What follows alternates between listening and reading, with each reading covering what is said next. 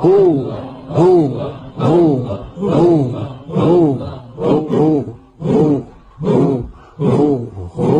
Allah hu. Apa ini? Ini apa ini? Ini kalau zaman Umar sudah diketuk semua kepalanya nih. Ngarang-ngarang gitu kan. Ngarang-ngarang gitu kan. Bagaimana hukumnya yang tidak jelas? Ya.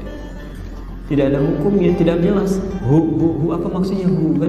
Dalam bahasa Arab itu ada singkatan, tapi singkatan yang bisa dipahami. Ada singkatan banyak kok. Bismillahirrahmanirrahim disingkat jadi basmalah. Alhamdulillahirabbil alamin disingkat jadi hamdalah. La haula wala quwwata illa billah disingkat jadi hauqalah. La ilaha illallah disingkat jadi tahlil. Ya. Ada singkatannya. Ketika Anda diminta membacakannya, singkatan dibaca utuhnya. Bapak Ibu sekalian, kita akan memulai acara kita supaya Allah turunkan rahmatnya. Mari kita sama-sama bacakan basmalah. Basmalah. Tidak. Bismillahirrahmanirrahim. Singkatan. Jelas maknanya. Ya. Tapi masalahnya begini, orang Indonesia itu umumnya walau tidak semuanya itu senang menyingkat. Dan kalau sudah nyingkat itu nggak tanggung, yang nggak ada singkatannya pun disingkat juga. Contoh, kami saat kuliah di Timur Tengah di sana, kalau olahraga misal main bola ya, itu orang Afrika itu sering protes. Syekh Adike katanya, kenapa? Gimana? Antum tuhibbunal ikhtisar. Kalian suka menyingkat-nyingkat katanya. Emang kenapa? Kita main bola minta oper. Kalau orang Arab sih minta lengkap. Muhammad dipanggil Muhammad. Wazir, oper. Ya Andi, oper. Orang Indonesia enggak. Muhammad, mad. Wazir, oper. Ali, li. Doni, ni. Adi, di. Itu semua disingkat. Ya. Bahkan ketika Allahu Akbar, Allahnya dibuang, sisanya hu-nya. Itu nggak ada singkatannya. Ya. Sayyidi disingkat jadi Sidi, ada. Sidi Ahmad, Sayyid Ahmad, Tuan Ahmad, Mr. Ahmad. Tapi Sayyidati itu nggak ada singkatannya.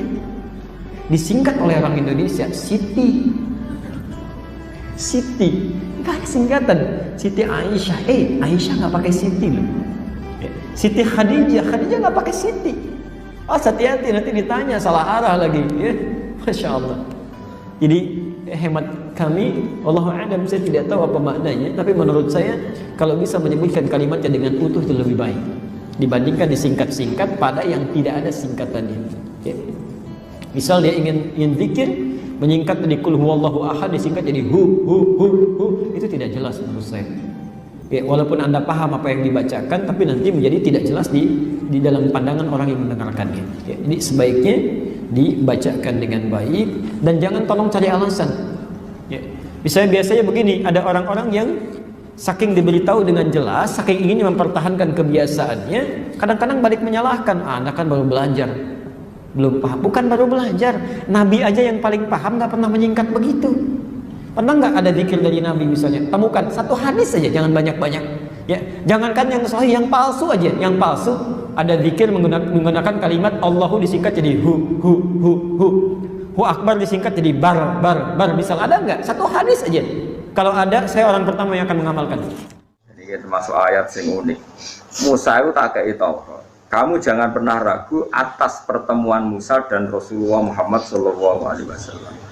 Waqatil taqoya lan teman-teman nate ketemu sapa Musa lan Nabi Muhammad Lailatul Isra ing dalam malam napa Isra. Mulane kita kudu ngaji. Niki doire ayo aneh. Nabi Muhammad ra digagas, ujug-ujug diceritakno pertemuane mbek Nabi sinten Musa. Kenapa ulama maknai demikian? Nabi Muhammad disebut ra disebut iku aktor utama makhluk sing digagas Allah. Mergo Quran turun ning Kanjeng Nabi Muhammad, nan ra perlu marjek, gak perlu napa? Marjek. Wong lakone kok butuh napa? Marjek. Ngoyo ono protes. Ora Nabi Muhammad ra dibekut ning ngarepe udah dirujuk. Disebut ra disebut Quran itu turun ning sapa? Ning Kanjeng Nabi napa? Muhammad. Wong lakon dilebokno koyo gak trimo, bocah kok gobloke ngono. Paham ya? Kowe aja melok goblok ngene iku, paham? Ada ibu ora paham dadi menisan. Lah ya temriki agak ono tentang Nabi Muhammad, tapi jujuk fala takun fi miryatim bil liqai wa qadil taqoya lailatal Isra. Maknane sinten? Nabi Musa nate ketemu Nabi Muhammad di malam napa? Isra. Lah iya miliko iki kan gak sedurunge gak ana bakas tentang sinten? Kanjeng Nabi Muhammad. Nah, tapi kalau ngomong ngene ku keliru, wong Quran ora bakas Nabi Muhammad. Lah bakas sapa? Bakas Parme lho aneh. Mungkar wantu Quran itu turun ning sinten? Mulane domir khusus Allah mbek Kanjeng Nabi ora usah marjek. Mergo Quran iku ya lakone nek Allah ya Kanjeng Nabi. Aman delok wae qul huwallahu ahad saja gua rujuke ning ndi. Yo ning Allah. Lan di marjek ning arep ra. Bocah kok ngaji ra khatam. Nah Allah mbek Rasul ora butuh marjek. Ya wong ku roh-roh dhewe napa? Wong ad-domir fit domir ning ati. Ngono ora usah roro-roan pokoke. Jadi misalnya kowe kesemsem mbek cawe itu. Terus ujug-ujug muni dia itu ya maksudnya balik sing mbok semsemi ora usah rujuk. Wong ya ora karepe tentang cah iku. Muni dia iku mulane kabeh Allah ning gone wali-wali mau disebut hu. Mulane ana toreko satoria iku wiridane hu. Manane fa'lam annahu la ilaha illallah. Lahu iku dhamir sa'an rujuke ning Allah. Oleh muni ra Allah tapi hu. Lha disebut fa'usribat makna dhamiris sa'an. Wong sing wis parek pangeran iku wis atine campur be dhamir sa'an. Dhamir sing balik ning Allah Subhanahu wa taala. Nang lapangan nang hafu. Lha iku putune mursyid Thariqah Satoriyah ngono sing kanca kula akad. Wah niku protes bae. Padahal putu kandung. Bapak kula takut, mbahku ape mati. Ora muni la ilaha illallah muni hafu maksudnya. Putu kok eleke ngono. Wah iku mbahmu kok ora bareng tak terang. Wah gedon. Gedon ngenyek bae maksudnya. Kalau nu buat nderek toreko, tapi kalau nu pengagum toreko, kalau nu ngertos Qadiriyah, anak Syabadiyah, macam-macam ngertos. Jika ada kitab, kalau kan buatan mantas jadi mursyid itu kan bakatan.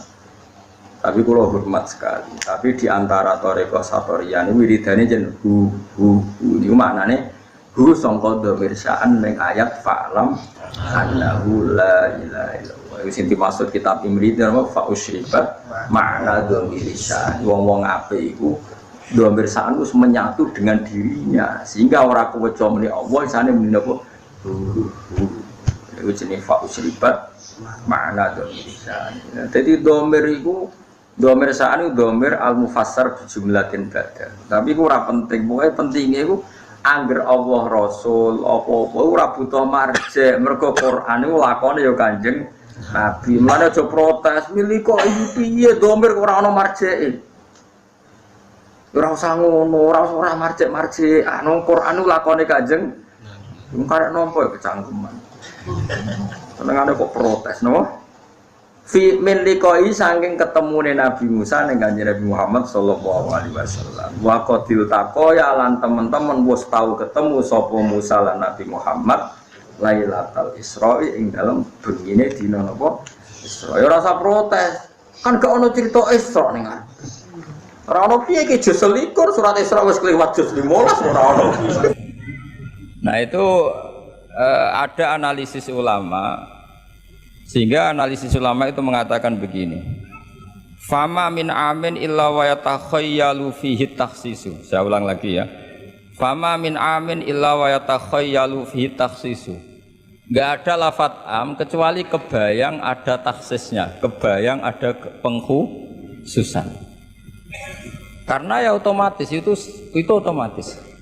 Kayak tadi misalnya sampean tak bilangin siapa saja nggak boleh masuk rumah saya. Tentu itu ada koridor hukum baik yang difahami secara implisit maupun secara tatanan sosial bahwa itu tentu maksudnya itu orang lain. Tapi kalau gurunya, orang tuanya, anaknya, istrinya tidak akan masuk kaidah itu. Misalnya ya ayyuhalladzina amanu la tadkhulu buyutan nabiyyi illa yudana lakum. Wahai orang-orang yang beriman jangan masuk rumahnya Nabi kecuali dapat izin. Tentu ayat itu bukan untuk Sayyidah Aisyah, bukan untuk Hasan Husain, bukan untuk Sayyidina Ali, bukan untuk Sayyidah Fatimah, karena mereka orang-orang yang otomatis boleh keluar apa? Masuk. Makanya itu nggak gampang ya, menyimpulkan hukum dari Al-Quran nggak gampang. Misalnya gini, wa ahallallahu al-bai'a, Allah menghalalkan jual beli. Tentu nggak pernah kebayang termasuk di situ adalah jual beli narkoba, jual beli yang menipu, jual beli yang merugikan orang. Jual beli ini yang parah lagi ini, provokator ini. Jual beli wong wedok kan. Itu. Nah, nggak bisa kamu nerjemah gini, Allah menghalalkan jual beli apa saja. Karena apa saja ini bahaya untuk kasus-kasus yang diharamkan Allah Subhanahu wa ta'ala. Lah pengecualiannya gimana caranya? Pengecualian cara berpikir gini, yang dihalalkan Allah pasti yang baik. Berarti terjemahnya Allah menghalalkan jual beli yang baik. Nah, jadi makanya disebut di sini fama min amin illa wa yatakhayyalu fi takhsis. Tidak ada am kecuali prakteknya tetap ada takhsis, ada khusus. Misalnya gini, as-sholatu khairun maudu'un fa'aksir au akillah. Sholat itu selalu baik, maka silahkan kamu memperbanyak sholat atau pas-pasan au akillah. Maksudnya sholat sunat. Tentu itu mengecualikan sholat setelah subuh sampai matahari terbit dan setelah asar sampai matahari terbenam. Padahal itu juga sholat, tapi dikecualikan dari yang disyariatkan. Misalnya Nabi zaman Sugeng sering ngendikan kamu boleh sholat di belakang siapa saja yang muslim. Tentu mengecualikan nggak boleh seorang perempuan ngimami seorang laki-laki. Padahal perempuan juga orang muslimah. Maka di sini ada trauma ya, ada trauma dari ulama sampai nggak mau belajar kaidah, cari hukum-hukum yang detail, ibarat pasal-pasal kenegaraan ya sampai detail-detail ayatnya, penjelasannya. Karena kalau kaidah umum itu pasti repot.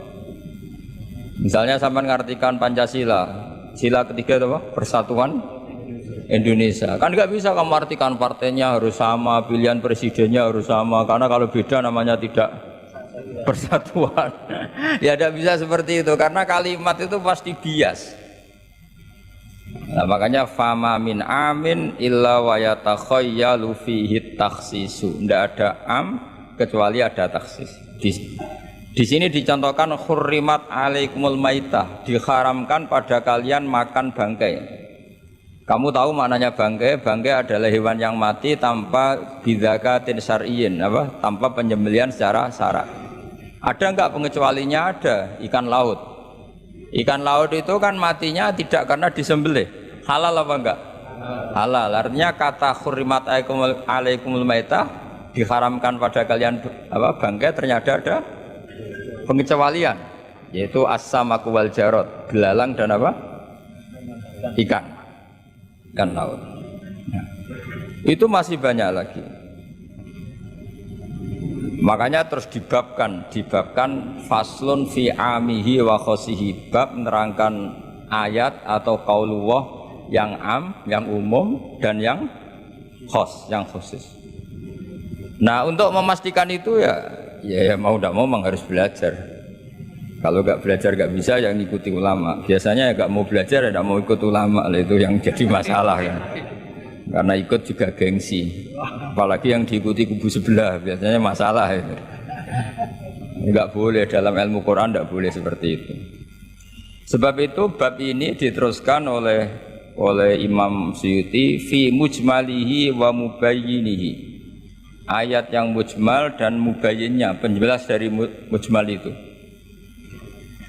Misalnya begini, yang dikatakan puasa itu apa coba? Nggak, ini latihan jadi ahli fikih. Yang dikatakan puasa itu apa coba? Menahan.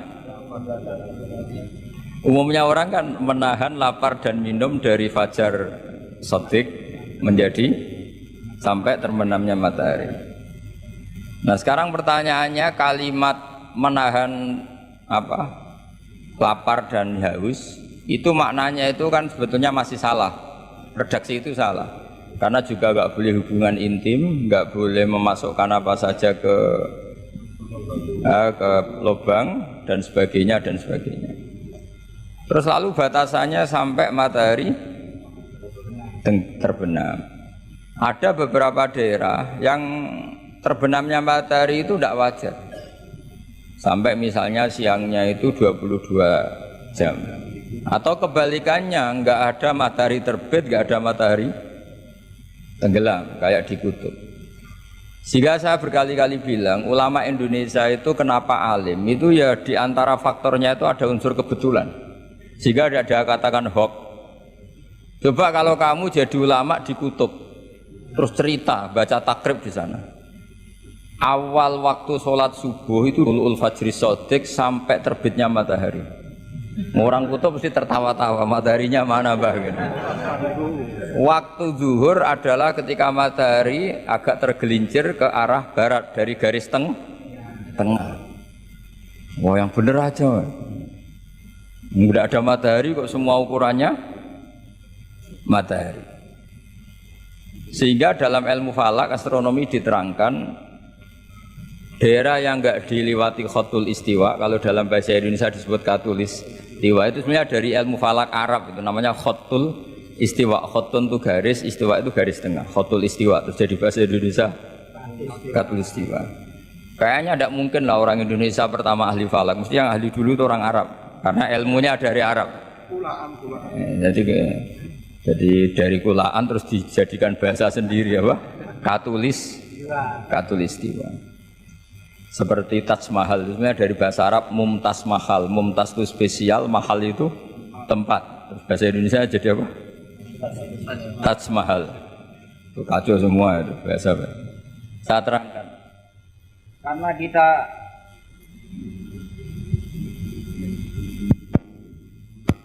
Karena kita ngaji di Indonesia, kebetulan Indonesia termasuk daerah yang dilewati apa? Katulistiwa, sehingga waktu kita normal, trennya ya 12 sama berapa? 12. Nanti ada masalah itu misalnya kamu tadi di kutub, lalu puasanya gimana? Apa dikonversi, tetap polanya 16 jam, terus konversi per antar sholat itu kira-kira berapa jam? Taruh saja misalnya kamu sudah duhur jam 12, ya trennya asarnya ya jam 3. Kan nggak mungkin habis duhur jam 12, asarnya jam 1. Karena polanya tafawutnya antara duhur dan asar itu 3 jam. Setelah duhur sama asar sama maghrib polanya juga 3 jam. Maka yang seperti ini mau tidak mau harus ada pengecualian. Ketika Rasulullah misalnya ngendikan waktu asar itu khina yakunu dhillusya mislahu terus waqalilan misalnya. Waktu asar dimulai apa? Dhillusya mislahu. Jadi kalau sesuatu 1 meter bayangannya 1 meter lah, pas lebih sedikit itu berarti sudah waktu asar. Kan gitu ukuran dulu kan nggak pakai jam. Ya. Terus habisnya waktu asar setelah matahari terbenam. Tentu dawuhnya Nabi seperti itu momentumnya di mana? Di daerah yang dilewati khotul istiwa. Karena yang tidak dilewati khotul istiwa tidak ngalami ada matahari terbit, terbenam dan zawalus samsi. Makanya tadi itsma min amin illa wa yatakhayyalu fi takhsisu, tidak ada am, tidak ada kaidah umum kecuali sebetulnya pasti ada khusus. Ya kayak tadi. Mas kowe kepen opo wae tak dukung. Wah, terus ya aku yo pengen wayo wis taqabbal wa minkum taqabbal ya karim. Padahal kalimatnya apa saja. Tapi jangan lagi-lagi tentang itu. Kamu nggak bisa bantah kan apa saja. Oh, dasar orang goblok kok pahaman kan mesti gitu, malah masalah besar itu. Sehingga di Quran itu selalu ada seperti itu. Misalnya ya sama lah, misalnya nikahi perempuan siapa saja yang kamu cintai. Ya tentu cinta yang kamu cintai itu tidak memasukkan ibu dan adik, karena itu mahram apa? Pasti ada orang pasti paham boleh menikahi perempuan siapa saja yang kamu cintai, asal muslimah, asal sholat. Secara kaidah asal muslimah asal sholat kan memasukkan ibu dan saudara kandung atau adik kandung, tapi kan nggak kebayang dalam nikah seperti itu, jadi otomatis ada istisna. Makanya ini perlu dicatat ya, makanya jangan sering dalil ayatnya begini berarti memasukkan apa saja, tidak bisa. Itsma min amin illa wa yatakhayyalu fihi takhsis, nggak ada ayat umum kecuali prakteknya ada takhsis, ada kekhususan. Jelas ya? Apa saja? Misalnya gini, bohong itu haram, ya pasti tidak semuanya. Ada bohong itu wajib. Ada perempuan dikejar-kejar sama begal mau diperkosa, terus sembunyi di rumah kamu. Kamu wajib jujur apa wajib bohong? Wajib jujur apa wajib bohong? Wajib bohong. Kalau kamu jujur namanya kebodohan. Pak, cawe dok mau ning ndi? Monggo teng mriki kula dudono. Itu tidak jujur, itu goblok gitu. Ya ingat ya kaidahnya itsma min amin illa wa yatakhayyalu fihi takhsis. Sudah itu aja dihafalkan, nanti sudah pinter sendiri itu, sudah itu aja. Apa? Itsma min amin illa wa yatakhayyalu fihi takhsis. Enggak ada kaidah umum kecuali di situ tersimpan takhsis atau aturan-aturan khusus yang terkecualikan. Itu pasti, itu otomatis. Karena nggak kebayang bahasa itu mewakili semua, itu nggak kebayang. Misalnya ada pembantu mesti dibilangin gini sama penyalurnya, ya kalau disuruh majikan apa saja turutin ya, disuruh ngelayani ya saja apa turutin, terus ngelanyari diranjang ya taqabbalallahu minna minkum kan, tetap nggak bisa. Kayak lafadz itu nggak bisa. Kalau majikan kamu ingin apa saja turutin, tentu tidak memasukkan hal-hal yang dilarang agama. Itu juga misalnya mahasiswa, sama dosen nurut ya perintahnya apa saja ya apa saja yang dibolehkan, maksudnya bukan apa saja secara bebas. Nah itu di Quran juga gitu, kalau ada ayat apa saja sebetulnya di situ pasti ada apa? Takhsis ya, jelas ya. Itsma min amin illa wa yatakhayyalu fihi takhsis. Sehingga susah sekali cari umum yang tetap maknanya umum. Sekarang misalnya pertanyaannya lagi, ini ada beberapa kaidah. Qad yaqa'ut tabyinu muttasilan nahwu minal fajr ba'da qawli al khaitul abyadu minal khaitil aswad. Ini lebih susah lagi. Lebih susahnya gini. Di Quran itu ada beberapa lafaz yang maknanya itu tidak semestinya. Saya ulang lagi, di Quran itu ada beberapa lafaz yang maknanya itu dari awal tidak semestinya. Nah tidak semestinya ini oleh ulama ahli sastra Arab, ahli balaghah kalau dalam bahasa Arab disebut tasbih. Apa? Tasbih. Jadi kalau orang Arab sebetulnya ya sama, orang Arab, orang Indonesia sama dalam apa? Pemaparan sama. Kalau Zaid itu agak ganteng, agak yang gantengnya agak. Itu orang Arab bilang itu Zaidun kal qamar. Zaid itu ibarat rembulan. Tapi kalau ganteng sekali dan susah ditandingi, itu orang Arab akan bilang Zaidun qamarun. Zaid itu rembulan. Sehingga dalam kitab-kitab madaih, kitab-kitab yang memuji Nabi itu disebut anta samsun, anta badrun. Engkau ibarat matahari, engkau ibarat rembulan. Itu adat tasbihnya kata seperti dibuang. Apa kata seperti dibuang? Sama di Indonesia juga sama. Kalau orang ahli orasi ilmiah yang ketika orasi itu kendel sekali, apalagi zaman revolusi, ketika ada orasi yang menggelegar disebut singa podium. Tidak seperti singa tapi langsung dikatakan singa podium. Itu ada tasbih, namanya dalam bahasa Arab disebut apa? Tasbih. Nah problemnya ada beberapa ayat yang dari awal Allah menggunakan itu tidak untuk makna semestinya, tapi untuk apa? Tasbih. Tasbih itu ya tadi hanya menyerupakan, berhubung sesuatunya detail. Adat tasbih, kata seperti itu dibuang. Misalnya gini, inna min azwajikum wa awladikum aduwwal lakum. Istri kamu, anak kamu itu musuh kamu. Oh, itu kan ngeri, masa anak sama istri dikatakan musuh. Nah, tentu itu ada proporsinya. Ketika anak istri kita tidak menopang kesalehan kita, tidak menopang ketaatan kita, maka perilakunya sebagaimana musuh. Tapi ketika mereka baik, Benar-benar baik kata Nabi, sebaik-baiknya pemberian dari Allah dan sebaik-baiknya mata uji 100 solihah, wanita yang solihah yang membantu kamu menjadi orang baik. Artinya apa? Ada proporsi perempuan digelari musuh, distatuskan musuh, ada proporsi di mana perempuan berstatus pembela atau penopang ketaatan. Ya sudah seperti itu. Nanti kalau baca Quran, baca hadis seperti itu. Di mana wanita dipuji maknanya kayak apa, ketika dikritik maknanya kayak apa. Lelaki juga gitu sama. Sehingga banyak ulama yang merumuskan hubbul mal misalnya, mencintai harta. Itu hukumnya gimana? Ya kalau untuk kebaikan ya baik, kalau untuk keburukan ya buruk.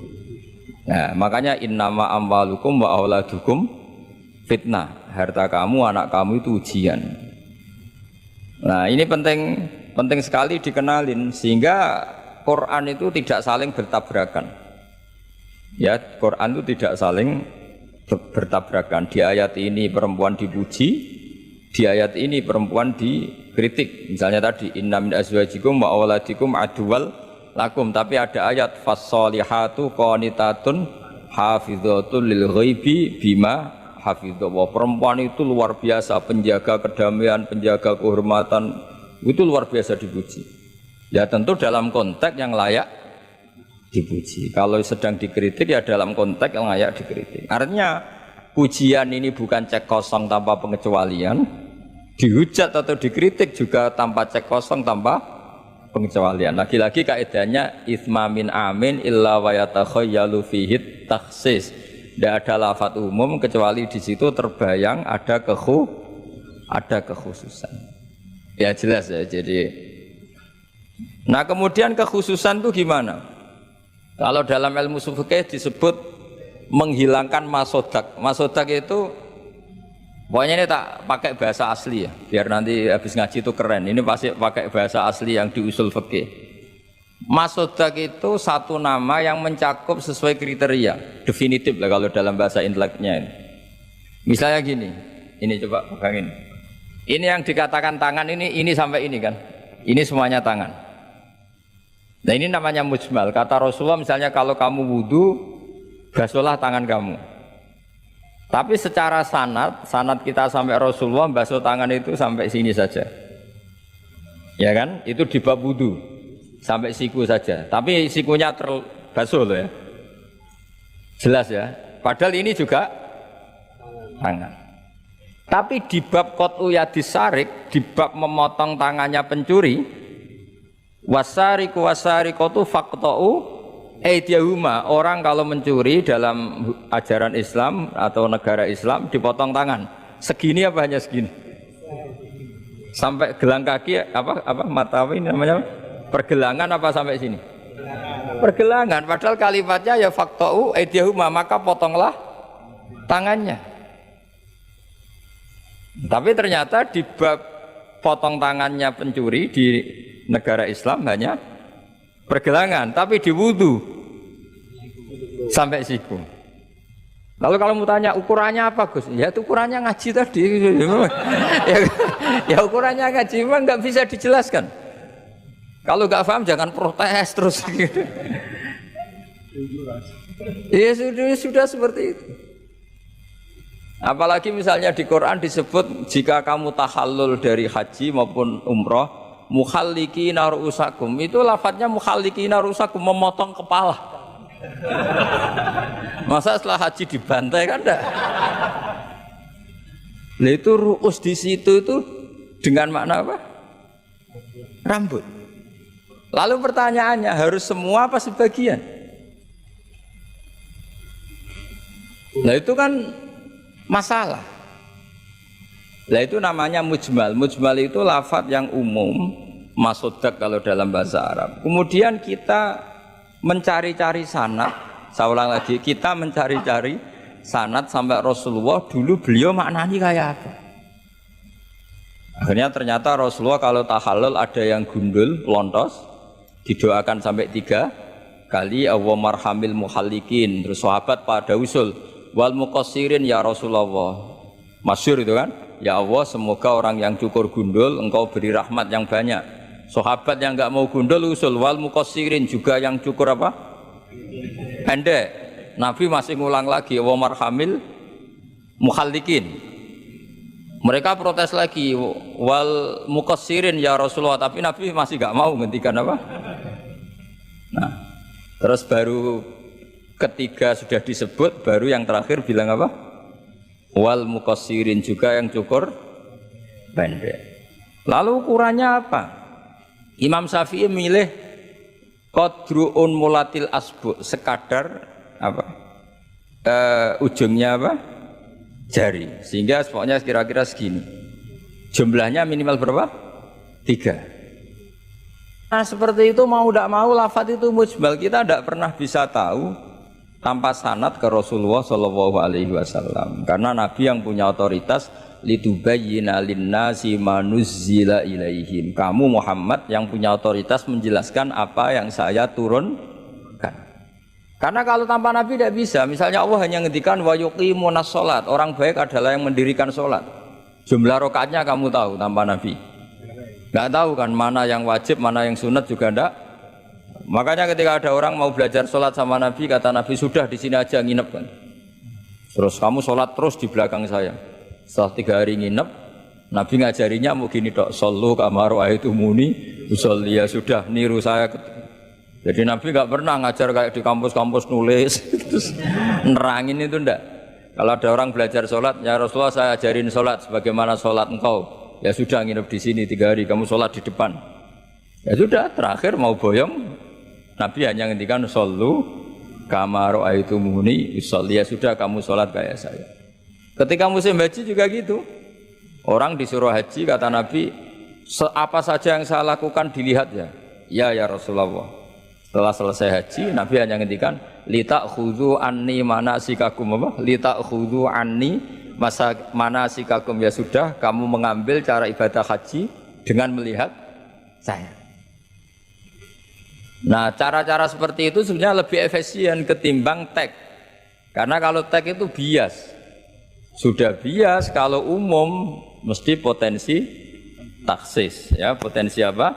Taksis. Ya jelas ya. Jadi ini saya teruskan lagi ya.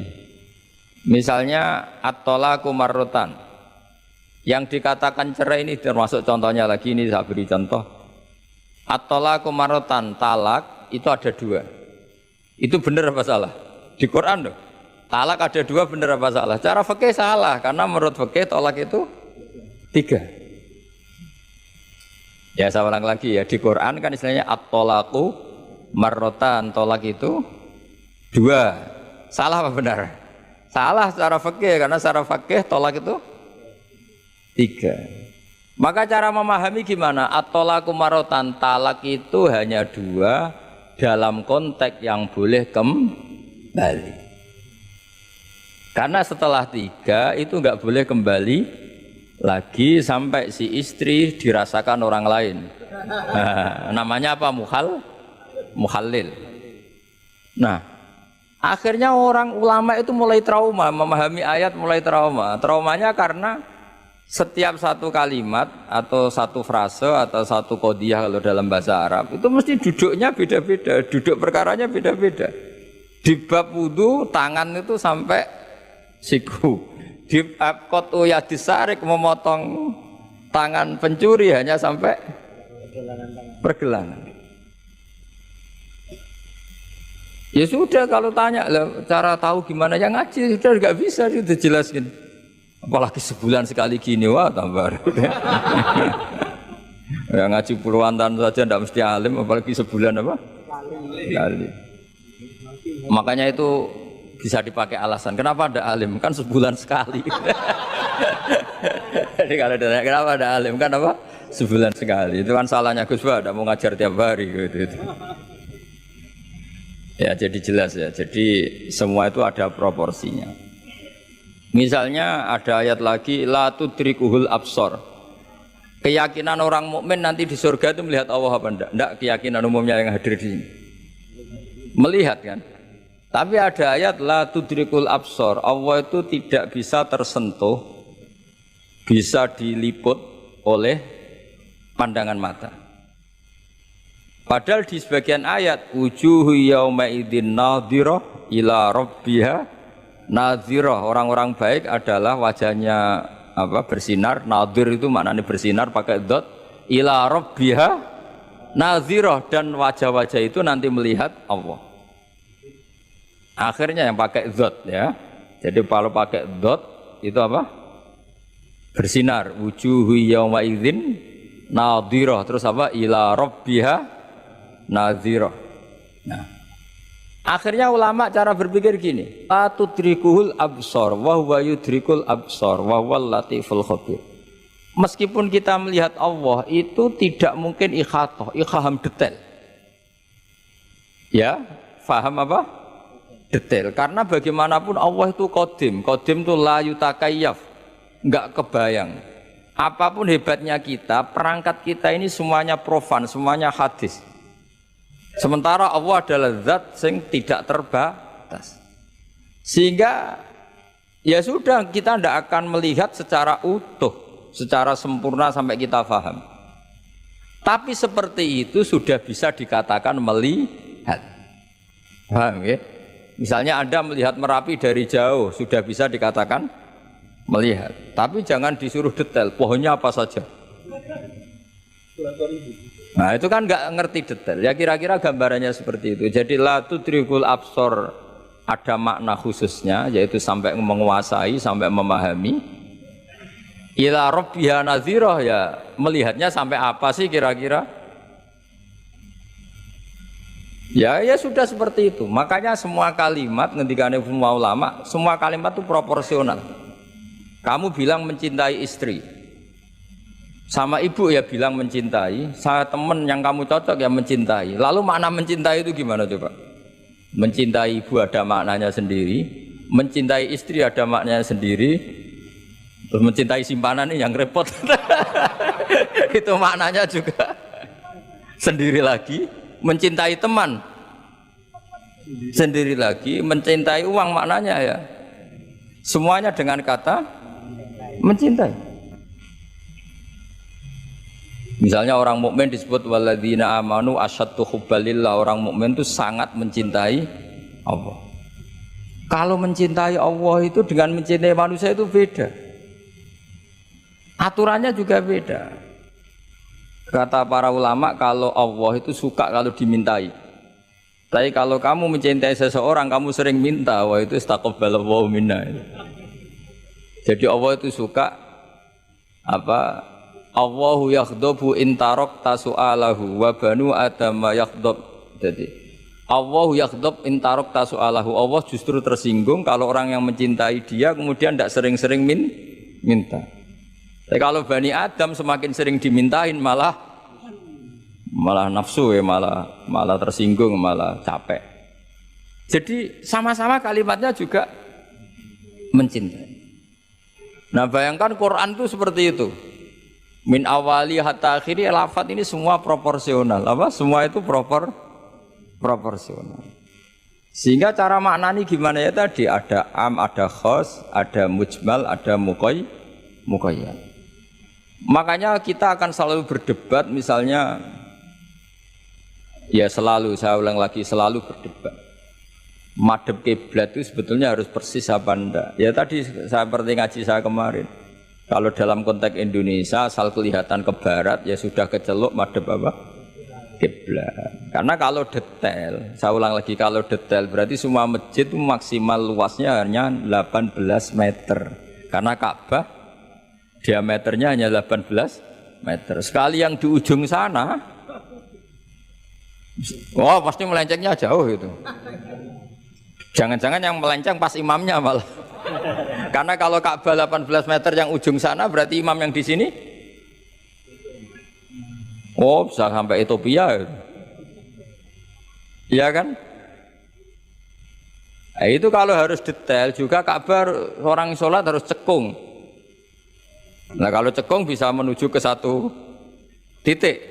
Tapi mana ada ajaran masjid cekung. Maka seperti itu dari awal Allah tidak menghentikan Ka'bah. Fawalli wajhaka syatrul masjidil haram. Satro itu nahwa. Ya sudah, yang penting kamu menghadap ke arah Masjid Haram, bukan ke Ainal Masjidil Haram yang detail. Jadi satro itu nahwa itu ya pokoknya ke sana. Nah itu yang dimaksud yuridu wa bikumul yusra wala yuridu bikumul usra. Agama ini gampang, kenapa dipersulit? Jangan kayak birokrat tertentu, kalau bisa sulit kenapa dipermudah? Karena banyak kepentingannya, apa? Ya terus saya teruskan lagi. Ini contoh-contoh. Ukhidlat lakum bahimatul an'ami illa ma yusla alaikum. Terus ada lagi wa aufu bi ahdi ufi bi ahdikum. Ini contoh-contoh yang disebut oleh walillahi 'alan nasi hijjul bait. Maksud beliau dengan contoh-contoh itu begini ya. Misalnya kulluman 'alaiha fan, semua ini kalau kiamat nanti rusak semua. Pertanyaannya gini, Gus, lalu panitia kiamatnya gimana? Misalnya Israfil yang masyhur jadi panitia kiamat itu kan Israfil kan sekarang sudah pegang apa? Trompet. Kalau trompet pertama malam itu gunjang terus trompetnya ceblok baru separuh itu kan terus gak jadi kiamat.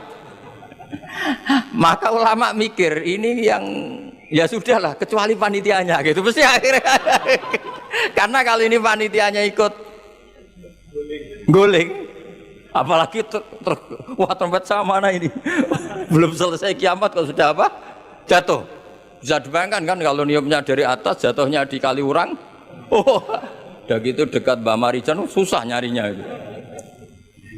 Makanya ulama selalu mengecualikan kuluman aliyafan itu ada pengecualiannya, misalnya kecuali panitia kiamat. Sehingga di Quran itu ada pembenaran pengecualian itu, yaitu ada ayat wa yahmilu arsya rabbika fawqahum yauma idzin samaniyah. Dadi wa yahmilu lan gawa arsya rabbika arase pangeran sira.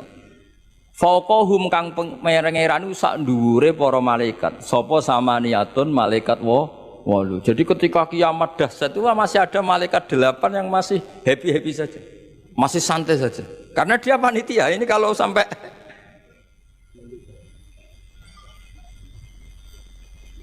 makanya masyhur.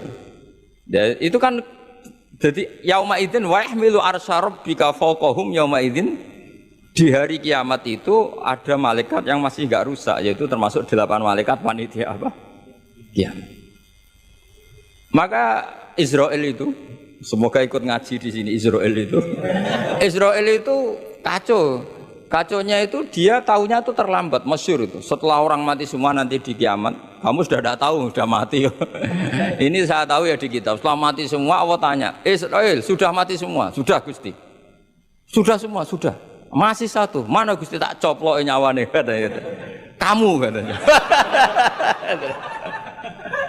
Wah setelah itu Israel sudah cabut sendiri nyawa kamu. Itu kesakitannya Masya Allah. Tapi dia sekarang belum tahu, kalau itu sakit belum tahu, sekarang itu belum tahu. Makanya semoga dengarin supaya tahu. Warang sakit terus, gimana Is? Sakit Gusti, sakit sekali. Terus tapi dia itu nanti, nyesalnya nanti. Sekarang belum tahu, makanya terus masih main cabut aja itu. Jadi malaikat Israel ya itu tadi, maka tetap ada pengecualian. Karena kalau nggak ada pengecualian kita kiamat semuanya rusak lalu. Nah terus ulama menambahkan lagi surga dan neraka. Surga dan neraka itu juga termasuk ketika kiamat tidak ikut rusak. Karena kalau rusak, lalu nanti orang-orang ini ditampung di mana? Kamu tahu kan para nabi sekarang posisinya di mana? Surga. Para syuhada, kalau ini ikut rusak, konstruksinya kan kacau semua. Jadi para syuhada utamanya para nabi kan dijamin sudah di surga sekarang, enak-enakan, serba nikmat. Kemudian ada kiamat, gempa hancur lagi. Berarti kalimat surga enak-enakan kan keliru.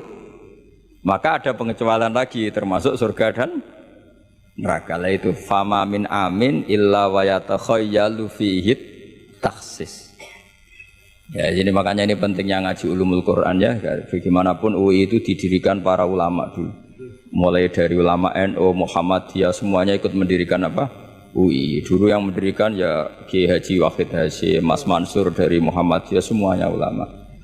Harusnya sekarang ya selalu punya ulama, harusnya. Kalau tidak bisa harusnya ya akhirnya ngontrak ulama, lucu kan ulama. Ulama kok kontrakan itu kan aneh. Bisa dokter. Makanya harusnya itu punya kader sendiri. Ini yang guru-guru VAI ini yang wajib itu. Insya Allah gitu. Ya saya teruskan lagi ya.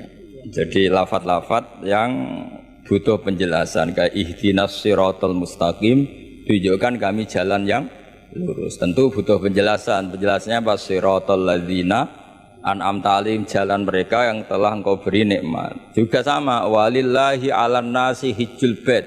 Semua manusia diwajibkan Allah haji.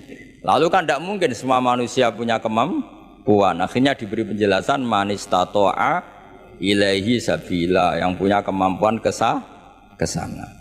Jadi itu menunjukkan dari sekian kalimat itu kata Imam Suyuti pentingnya mengkaji, kalau mengkaji am harus sekaligus mengkaji mukhassisnya yang menentukan kalimat itu. Kalau ngaji mujmal lafadz yang bias langsung mengkaji mubayyinnya, penjelasannya kayak apa. Ibarat pasal-pasal di KUHP lah.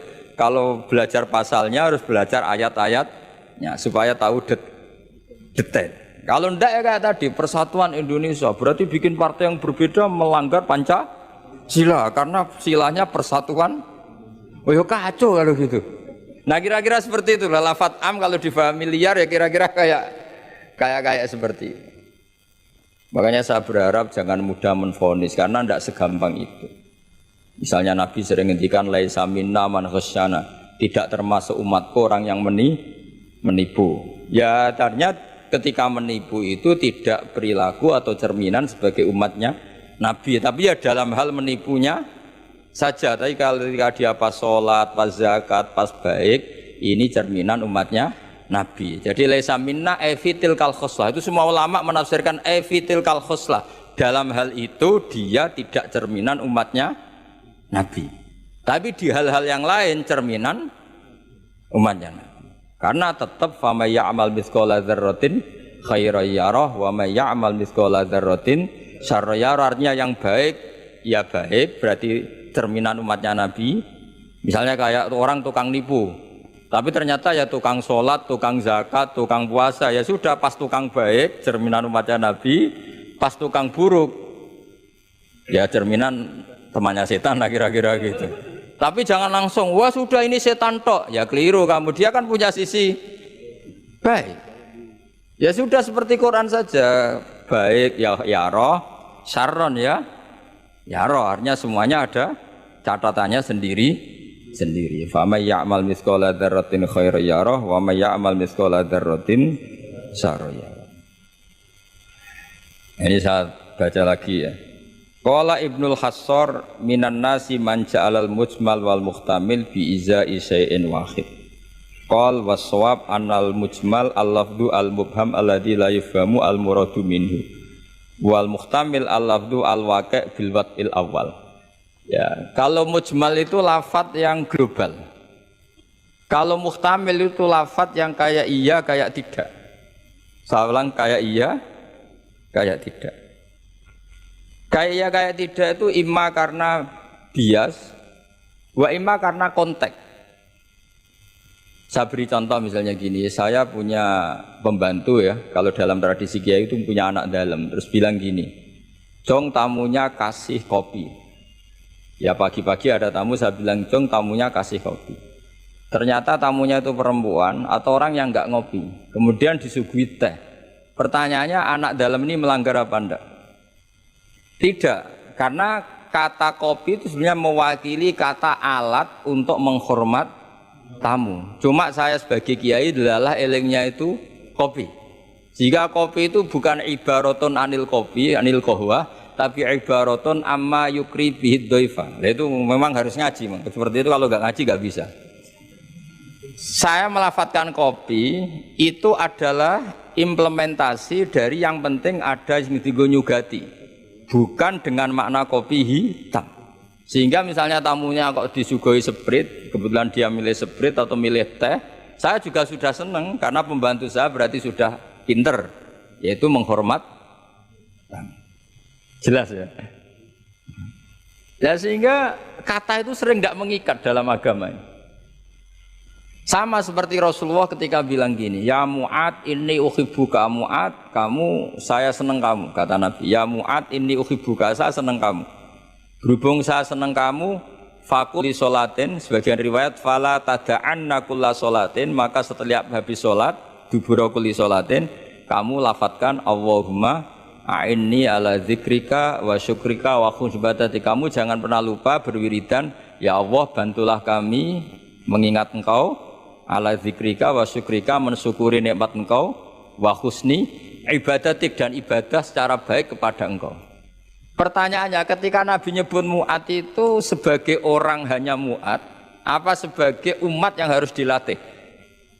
Umat yang harus dilatih, sehingga siapapun boleh pakai wiridan itu. Ya makanya terus di balaghatul Arab itu ada aturan zikrul ba'di wa iradatil kul. Ketika nyebut sebagian, bisa yang dimaksud itu siapa saja. Ketika saya nyebut kopi, sebetulnya itu alat atau perangkat atau minuman yang dipakai hormat tamu. Tidak harus bentuknya kopi hitam. Tapi kalau orang tertentu yang memang hobinya ngopi, ayo cari warung kopi. Memang dia anti minum teh, anti minum sprit, memang inginnya warung kopi, ya sudah, itu berarti makna kopi yang muayyan, yang memang maknanya kopi dengan makna yang khas. Jelas ya? Nah bayangkan Quran dan hadis itu potensi seperti itu ada, makanya potensinya itu lafadz itu muhtamil, bisa iya, bisa tidak.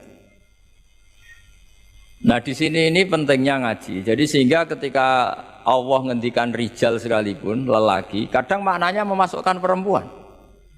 Misalnya gini, kalau kamu ngaji ilmu nahwu, hudal lil muttaqin, alladzina itu jamak untuk lelaki atau perempuan?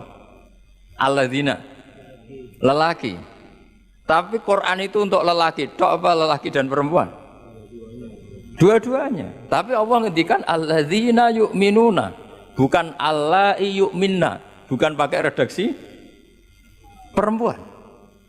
Karena yang dimaksud lelaki adalah umatnya Nabi. Ya sudah, kalau umatnya Nabi ya semuanya umatnya Nabi. Tapi ada beberapa lafaz yang memang maksudnya lelaki, yang satu maksudnya perempuan. Caranya tahu itu ya lagi-lagi ngaji. Ya sudah, nggak ada jawabannya, memang harus ngaji. Nah itulah di Quran tuh banyak, ada lafaz mujmal, ada lafaz muhtamil. Saya beri contoh lagi bab zakat. Ini yang paling pokok bab zakat karena ini terkait fikih. Rasulullah itu menzakati tamernya. Tamer itu kurma. Ya, tamer itu maknanya apa? Kurma. Itu oleh semua ulama fuqaha, semua ahli fikih dunia mengatakan makanan pokok. Jadi yang wajib dizakati itu tanaman makanan pokok. Karena apa? Ya kalau nuruti sunnah Rasul persis, orang Indonesia wajib zakat. Karena Nabi hanya menzakati kurma. Di Indonesia enggak ada. Iya, enggak ada. Jadi ketika Nabi mengatakan tamer, saya ulang lagi ya, ketika Nabi mengatakan kurma, maknanya apa? Zakatilah sesuatu yang sebagai makanan pokok, makanan khas atau makanan pokok daerah itu. Sehingga kita yang menzakati padi. Paham ya? Orang tertentu kan gandum. Sama seperti cung nak pedui tamu sarungan gitu. Ternyata sarungnya itu basah.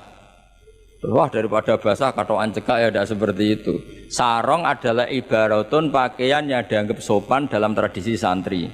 Ketika sarungnya basah, penggantinya juga celana, jangan celana pendek. Karena kalau celana pendek tidak mewakili kesopanan. Jadi kalimat itu bisa diganti, cung nemuin tamu dengan kesopanan. Di antara gambarannya pakai sarung, maka sarung bisa diganti celana. Tapi nggak bisa diganti celana pendek, karena itu nggak cerminan sopan. Sama, cung tamu saya kasih kopi, tentu bisa diganti teh, diganti sprit, paham ya? Tapi nggak bisa diganti toa, paham ya? Karena itu nggak cerminan, jenisnya terlalu jauh, apa? Jenisnya apa? Terlalu jauh. Ya, jadi ini jelas ya. Jadi kalimat-kalimat itu potensinya mujmal, potensinya itu muhtamil atau muhtamal. Wal farqu bainahuma annal musmal yadullu ala umurin ma'rufah wal lafdhu mustarakun mutaraddidun bainahuma wal mubham la yadullu ala amrin ma'rufin ma'al qat'i bi anna syari' lam yufawwid li ahadin bainal musal bi khilafil muhtamil atau muhtamal. Jadi ya seperti itu semua. Saya contohkan yang gampang itu yang fikih saja ya. Misalnya orang disuruh sholat, sudahlah kamu sholat saja. Ya tentu kalau waktu zuhur pikiran pertama itu ya sholat zuhur, kalau waktu asar itu ya asar. Jangan pepeh kalimatnya gini, "Cung kamu sholat." Waktu zuhur sholat apa saja, qobliyah masjid atau tahiyat masjid. Yang penting kan sudah sholat. Jadi semua kalimat itu pasti proporsional. Ya semua kalimat itu pasti apa? Proporsional. Sehingga pertanyaannya secara fikih, kalau kita harus madhep kiblat dan sholat harus bergantung matahari, maksudnya Nabi ya tentu daerah-daerah yang ada mataharinya. Maka kalau yang nggak ada mataharinya, ada ketentuan lain yang nanti ikut menginduk yang ada apa matahari. Karena setiap hukum pasti ada muqtadul halnya, ada proporsinya. Makanya kata ulama fikih itu misalnya begini lagi, tak contohkan yang fikih aja yang gampang karena itu keseharian kita. Sholat itu batal dengan makan. Kalau kamu sholat makan batal enggak? Batal. Itu satu po sudah batal enggak? Sudah kan? Itu bahasanya sholat batal bil akli dengan makan. Sekarang kalimatnya tak ganti. Cung hormatilah tamu dengan ngasih makan. Satu po cukup apa satu piring? Sama-sama kalimatnya makan. Wis tak kei sak upo sing penting mangan. Tapi misalnya di bab sholat kok kamu babkan kayak menerima tamu ya kacau. Sholat itu batal dengan makan. Oh nak sak upo orang mangan. Seringe mangan ya sak piring. Jadi di bab sholat batalnya makan itu cukup sak upo. Tapi di bab hormat tamu minimal sabir. Kalimatnya sama-sama makan. Sama seperti yang saya ceritakan tadi, di bab wudu tangan itu sampai siku. Di bab kotu ya disarik hanya pergelangan. Padahal ayatnya ya tangan faktou aidiyahuma. Padahal pergelangan bahasa Arabnya itu ku apa? Alku. Itu bab-bab yang oleh ulama disebut nanti kalau kamu ngaji Quran kamu harus hati-hati karena ada lafadz mujmal, ada lafadz muhtamal, ada am, ada khas. Dan semuanya itu oleh ulama harus dipelajari. Karena kalau nggak dipelajari, nanti itu ada beberapa hal yang paradok. Paradok itu tadodi. Misalnya begini, saya beri contoh ya tadi. Nabi itu berkali-kali ngendikan abghadul halal ilallah at-tolak. Sesuatu halal yang paling dibenci Allah itu tolak, cerai. Oke. Tapi ada masalah pada umatnya. Yaitu umatnya itu nikah itu bisa iya bisa tidak. Karena ya perilakunya umat itu kan nggak jelas. Kalau dalam guyonan kiai ya kadang umat Islam, kadang Islam yang kumat. Jadi potensinya ya dua itu, kadang umat Islam, kadang Islam yang kumat. Jadi ya potensinya itu. Sehingga dalam tradisi ulama kalau akad nikah itu fair secara ilmu. Ya saya ulang lagi, nikah dalam tradisi ulama itu unik. Sebetulnya itu enggak simpatik, tapi harus kita dengar. Sangat-sangat enggak simpatik. Kalau kamu dinikahkan kiai itu biasanya gimana? Uzawi juga alama amarakawahu bihi min imsakim bima'ruf au tasrihim. Itu kalau diterjemah itu maknanya itu kacau. Kamu saya kawinkan dengan satu perjanjian, kalau sebaiknya terus ya terus, kalau sebaiknya cerai ya cerai. Itu barokahnya orang tidak tahu bahasa Arab itu ya amin amin. Padahal itu kalimat itu sebenarnya agak kacau karena pertama nikah sudah uzawi juga alama amarakawahu bihi, saya kawinkan kamu sesuai panduan yang diperintahkan Allah. Panduannya orang nikah itu hanya dua tadi, min imsakim bima'ruf, kalau baik ya Terus au tasrihim bi ihsan, kalau tidak baik ya cerai. Hadirin bilang amin amin, terus ya sudah, terus qabil tu nikah wa taswija itu. Tapi itu ilmu. Islam itu agama yang pro ilmu. Jadi cocok tidak cocok, kalau itu satu potensi dibicarakan. Sehingga setiap khitab kepada Nabi itu terusannya ada kata fa'in tawallau. Muhammad, kamu harus nerangkan Islam itu begini-begini. Tapi kalau mereka menolak ajaran kamu, jadi potensi nerima ya dibicarakan, potensi menolak ya dibicarakan. Nah, makanya ini saya beri supaya barokah ya, dapat barokahnya ulama dulu saya baca ya. Faidatun qala Ibnul Qayyim. Ibnul Qayyim itu muridnya Ibnu Taimiyah. Ta'ammal khitabal Qur'an tajid malikan lahu al-mulku kulluh walahu alhamdu kulluh. Azimmatul umuri kulliha biyadi wa masdaruha minhu wa mawriduha ilaihi. Mustawiyan alal arsy la takhfa alaihi khafiyah min aqtari mamlakatihi aliman bima fi nufusi abidihi muttali'an ala asrarihim wa alaniyatihim munfaridun bitadbiril malakah yasma'u wa yara wa yu'ti wa yamna wa yusibu wa yu'aqib wa yukrim. Jadi begini maksudnya, khitab itu otoritas dari minal a'la ilal adna, dari yang lebih kuat ke yang lebih bawah, itu namanya khitab.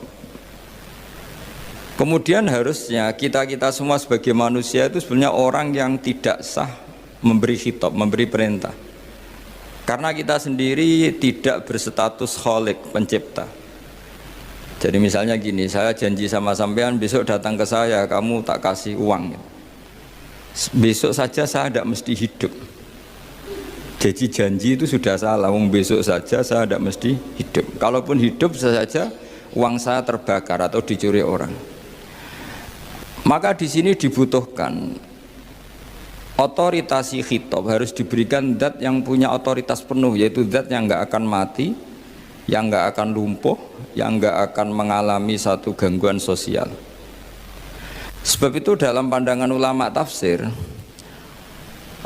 itu punya akibat, saya ulang lagi, punya akibat bahwa hanya Allah yang berhak memberi khitab. Sehingga saking kerennya Allah itu bisa khitabun lil makdum. Ini di sini nanti ada contohnya. Sesuatu yang enggak ada kemudian Allah bilang kun menjadi ada. Sehingga Allah itu enggak bisa dibantah, enggak bisa ditentang, karena bisa apa saja. Karena asbabul qudrah adalah al-khalqu. Kalau dalam ilmu tafsir, kalau sampean dalam ilmu manusia kan gini, sebabnya melihat itu mata. Kalau dalam ilmu tafsir enggak, yang bisa menjadikan Anda melihat itu menciptakan. Saya ulang lagi ya, jadi kalau dalam ilmu tafsir asbabur ru'yah itu al-khalqu, bukan al-basar. Kalau kamu melihat karena mata, berarti setelah jauh tidak bisa melihat. Atau setelah tertutupi tidak bisa melihat. Tapi kalau kamu mengetahuinya karena menciptakan, maka kapan saja bisa melihat. Misalnya gini, saya punya emas 1 gram, kecil sekali 1 gram. Saya tanam di dalam Monas, kedalamannya 1 meter. Mbok saya sudah di Jogja, saya tetap tahu bahwa di Monas kedalaman 1 meter ada emas 1 gram. Kenapa? Karena saya yang menciptakan, yang mengatur itu semua. Sehingga setelah saya di Jogja, setelah saya di mana-mana tahu bahwa di Monas itu ada emas 1 gram dalam kedalaman 1 meter. Sehingga Allah ketika mengatakan saya ini zat yang super tahu, itu kata Allah gimana? Ala ya'lamu man khalaqo. Ala ya'lamu ana ta ora ngerti sapa man wong zat khalaqo kang gawe sapa man. Masa orang yang menciptakan kemudian tidak tahu? Jadi awal tahu itu karena menciptakan. Tapi kita sudah lama jadi bodoh karena kita tahunya pakai mata. Sehingga kita mengatakan bagaimana orang buta bisa tahu, wong dia buta. Kalau dia yang menciptakan tetap tahu. Tadi misalnya orang buta di kamar mandinya masang paku atau masang apa, dia tahu kalau di kamar mandi saya ada paku. Kenapa kok tahu? Karena yang masang saya. Nah, ini penting saya utarakan supaya nanti itu gampang analisis ayat-ayat berikutnya. Otoritas itu, otoritas khitab itu harus diciptakan dulu. Nah, baru setelah punya otoritas, saya ulang lagi, baru punya hak khitab. Nah sekarang enggak, para raja, para presiden, para dosen, para kiai itu sering melancarkan khitab, sementara dia enggak menguasai apa yang akan terjadi. Makanya Allah mengkritik kabura maktan indallahi antaqulu ma la tafalun. Itu salah besar ketika kamu seakan-akan memegang otoritas pada sesuatu yang sebenarnya kamu tuh enggak pernah melakukan, enggak pernah ikut menciptakan. Misalnya jong kowe nak nurut aku sebenarnya mesti uripmu kepenak. Otoritas itu dari siapa coba? Urip kepenak ya di luar wilayah kita, kehidupan besok juga di luar wilayah kita. Sampai kita kalau mau ke kuburan itu panduannya Nabi gimana kalau berdoa? Apa? Assalamualaikum daro qaumim mukminin wa inna insyaallahu bikum lahikun. Salam untuk kalian semua dan kita insya Allah suatu saat akan bertemu, insya Allah. Padahal mati itu adalah satu keharusan. Tapi kalau yang di kuburan itu orang mukmin, kita tidak ketemu lagi sama mereka jika kita mati kafir, karena nanti tempatnya beda. Yang satu alamatnya surga, yang satu alamatnya neraka. Maka kata ulama, kata insya Allah di situ adalah kita masih berharap mati dengan status yang sama sehingga bisa ketemu. Jadi itu artinya gini, di selain Allah itu bilang janji, bilang khitab tuh nggak sah. Dulu kanjeng Nabi Muhammad SAW itu saking yakinnya setiap problem itu ada malaikat Jibril datang, saking yakinnya. Suatu saat ada orang Yahudi tanya, Muhammad, kalau kamu Nabi betul, beritahu kami tentang Dzulqarnain, beritahu kami tentang Ruh, beritahu kami tentang Luqman Al-Hakim. Nabi karena reputasi hariannya dipandu Jibril bilang, ya sudah besok datang lagi ke sini tak jawab. Ternyata Jibril nggak datang, padahal semua ditunggu lama nggak datang sampai ratusan. Padahal yang tanya orang Yahudi yang sukanya bully Nabi, lama gak datang, lama-lama protes, Jibril ini gimana, saya dalam keadaan tertekan malah tidak datang. Datang Jibril dengan tanda kutip nyalahkan, yaitu ada ayat wala taqulanna li syai'in inni fa'ilun dzalika ghadan illa ayyasha. Jangan katakan besok bisa melakukan sesuatu tanpa mensandarkan itu semua kepada kekuasaannya Allah Subhanahu wa ta'ala. Akhirnya semenjak itu Nabi mensyariatkan kalau kamu janji harus mengatakan insya Allah.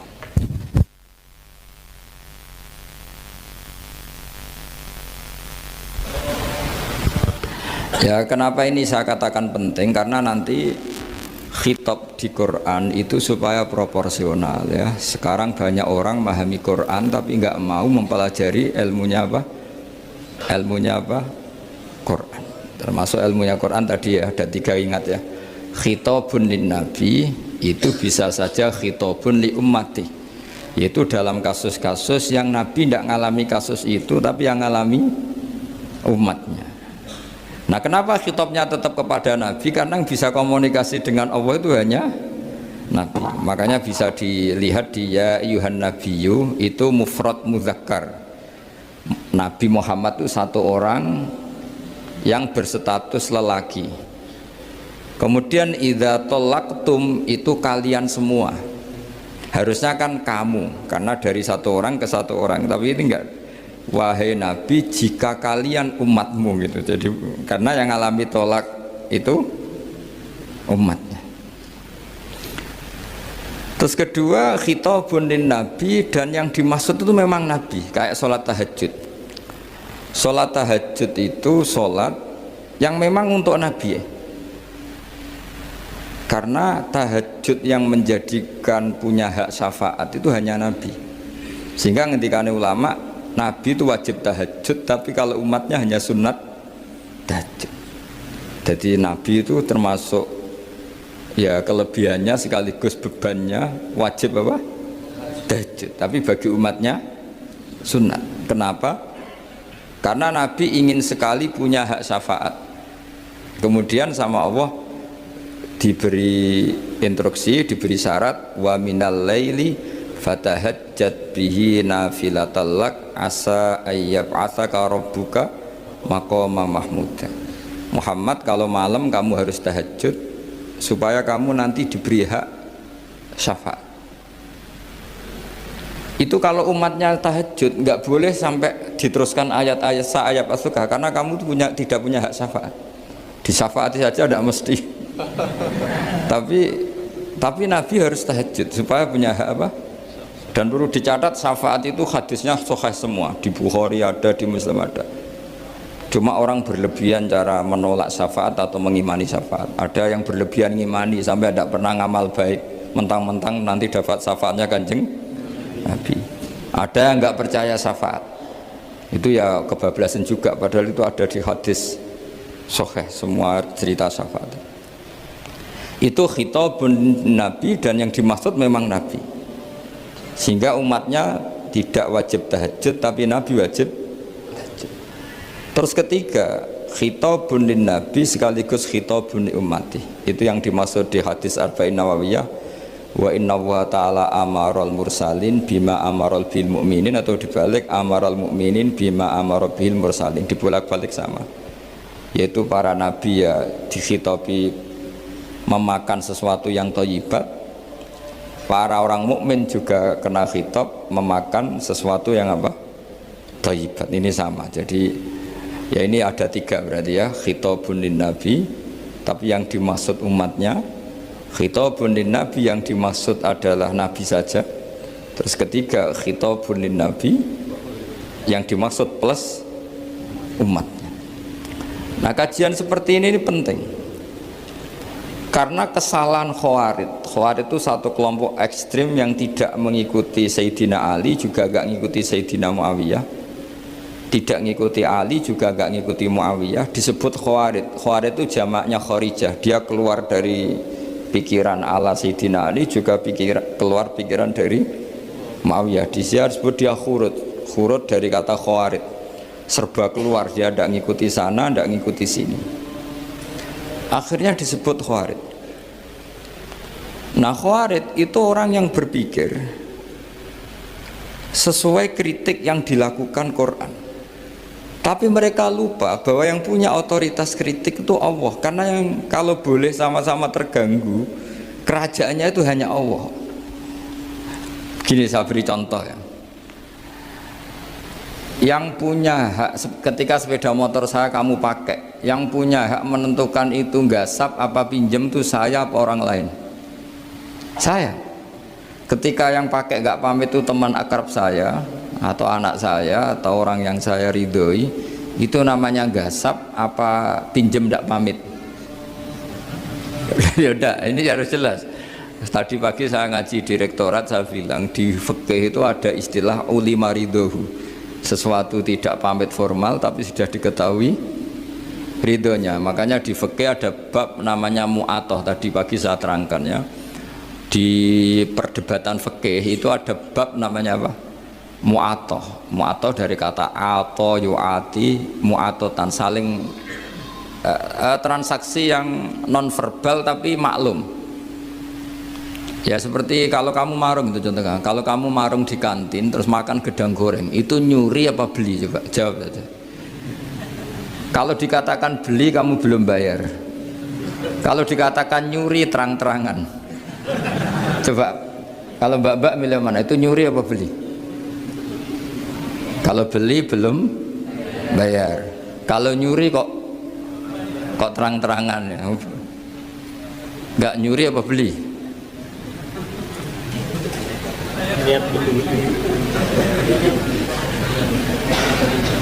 Jadi ada gedang goreng di warung, kamu datang langsung makan, ada kerupuk dimakan, ada telur asin dimakan, itu nyuri apa beli? Nah, itu kalau orang fikih dibabkan kitabul bai'il mu'atoh, akad beli lewat jalur mu'atoh. Menurut Imam Abu Hanifah seperti itu dikatakan beliau pakai dalil al-adat muhakamah, bahwa adat itu berposisi seperti hukum. Karena posisi di warung, maka ngambil di situ dianggap memulai akad jual beli. Tapi karena ini sesuatu yang potensi masalah, Imam Syafi'i mengatakan itu enggak baik, enggak sah. Karena nanti kalau asumsi kamu gedang goreng itu 1.000, ternyata diregani 5.000 kan mangkel. Nah itu resikonya di situ, iya kan? Tapi kalau misalnya itu dikatakan, makanya Imam Syafi'i mengatakan itu profesional. Itu namanya ghormu. Ketika Anda bayar 5.000 itu namanya tebusan kesalahan. Jadi Imam Syafi'i melihat itu tidak jual beli, tapi tebusan kesalahan. Sehingga kalau saya jadi hakim, misalnya pembeli bilang asumsi saya 1.000 Gus, terus kata baek, kata penjual, enggak Gus itu tak jual 5.000, saya harus memenangkan baek. Memenangkan siapa? Penjual, karena penjual adalah pemilik gedang goreng itu, dan posisi yang makan adalah perusak barang orang lain. Gitu. Sehingga dimenangkan penjual, ya dimenangkan penjual. Kenapa dimenangkan? Karena cara berpikir fikih, karena dia yang punya otoritas itu, punya otoritas kepemilikan. Itu dalam fikih madzhab apa? Syafi'i. Nah, itu penting dalam analogi surga dan neraka. Orang Khawarij itu kalau ada orang dosa, itu dikatakan sudah tidak Islam lagi, dia sudah keluar dari Islam. Orang dosa itu wajib disiksa oleh Allah. Mereka bilangnya ya wajib. Dalam kelompok Islam itu ada kelompok namanya Khawarij, orang yang sangat ekstrim dalam berpikir. Dia mengkafirkan orang yang melakukan dosa apa? Besar, dihukumi kafir. Tapi pendapat ahli sunnah enggak, orang dosa besar ya dosa saja, tapi tidak usah dihukumi kafir. Kenapa? Cara berpikir ahli sunnah, surga neraka itu milik Allah. Kalau yang punya saja enggak apa-apa, ngapain Anda yang ribet? Yang punya surga neraka itu Tuhan, dan Tuhan memanggil-manggil orang yang salah itu disuruh tobat, anibu ila rabbikum, wahai hambaku yang berlebihan, yang masih dosa, ayo kembali ke saya. Kapan saja kembali ke saya tak terima. Sehingga dalam madzhab ahli sunnah, otoritas khitab, otoritas kepemilikan yang berhak ya yang punya, orang lain itu nomor 2. Sehingga tadi kalau Anda bawa kayak motor saya, dan Anda teman akrab saya, tidak pamit saya, kalau saya bilang itu nggak apa-apa ya nggak apa-apa, kalau saya bilang apa-apa ya apa-apa, nggak penting orang lain. Sehingga ini wilayah yang agak sensitif, tapi ini ilmu, mau tidak mau kita harus dengar. Sehingga di fikih ada bab ulima ridhohu. Misalnya ada orang makan gedang goreng di warung terus ditangkap Pak polisi, wah ini pencurian, mesti bakulnya nggak terima, enggak pencurian, memang tak jual. Nah, yang kasus begini, ini yang kasus, ini mungkin kasusnya anak-anak yang masih kos atau masih mahasiswa. Warung kantin dijaga ibu-ibu, ada anak makan lahap, dikira belinya cash, setelah dimakan ternyata akadnya utang. Nah, itu pertanyaannya itu halal apa enggak? Karena asumsi baiknya monggo-monggo, karena apa sudah mengkhayal nanti ada sekian uang cash didapatkan, ternyata nyatet atau hutang. Nah kalau ngomong di depan, Bu saya mau makan di sini hutang, kira-kira enggak boleh. Wah itu ada sekian PR, makanya saya sering muji orang-orang yang enggak alim. Enak-enaknya orang tuh orang enggak alim karena enggak kesulitan seperti ini. Kita sebagai peneliti fikih itu sering kesulitan. Nah sama Anda misalnya naik Grab atau naik taksi atau apa, ketika Anda naik itu posisinya gasap apa pinjem, dikatakan akad sewa belum bayar, dikatakan pinjem nanti harus bayar. Jadi ada sekian masail fikih yang jadi perdebatan. Nah, apapun itu nanti kata finalnya itu dia yang punya, yaitu supir taksinya atau baeknya, penjaga warung tadi. Nah, sehingga hukum itu bagi orang lain sudah tidak sah kecuali bagi yang punya. Nah di sini ini kelihatan benarnya mazhab ahli sunnah wal jamaah. Ahli sunnah mengatakan apapun salahnya seseorang setelah dia beragama Islam itu wilayahnya Allah. Kita tidak bisa berbuat apa-apa.